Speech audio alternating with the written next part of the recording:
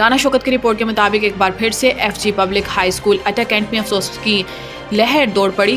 سر ذاکر کی وفات کے بعد مس انیلا عابد اور اب مس نگہت شاہین کی اچانک اور غیر طبی موت نے پورے اسکول سمیت اٹا کی فضا کو افسردہ کر دیا۔ مرحومہ انتہائی شریف نیک پارسا عورت تھی، انتہائی قابل، محنتی اور اپنے کام میں مکمل دسترس رکھتی تھی۔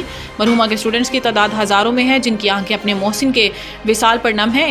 ان خیالات کا اظہار صاحبزادہ رجب علی حقانی صدر انجمن نوجوانان الفلاح نے تعزیتی اجلاس سے کیا، جبکہ جنازہ سے قبل علامہ ڈاکٹر محمد یاسر رحمان فاضل و مدرس جامعہ حقانیہ اٹا کینٹ نے خطاب کرتے ہوئے ان کی خدمات کو خراج تحسین پیش کیا۔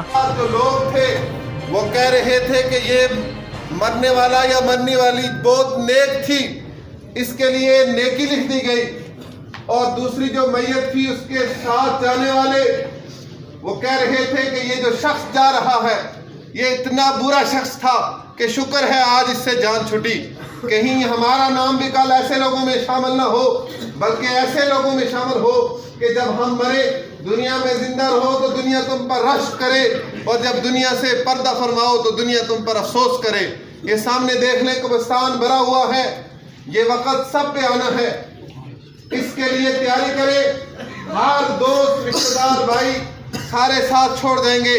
اعلیٰ حضرت امام احمد رضا خان فاضل بریلوی رحمہ فرماتے ہیں کہ آج لے ان کی پناہ، آج مدد مانگ ان سے، پھر نہ مانیں گے وہ کل قیامت میں۔ اگر تو مان گیا قبر کے اندر تو جو 3 سوال ہوں گے ان میں من ربک ما دینک اور ما کنت تقول فی حق ھذا الرجل، میرے رب کے آقا صلی اللہ علیہ وسلم بنفس نفیس خود تشریف لائیں گے۔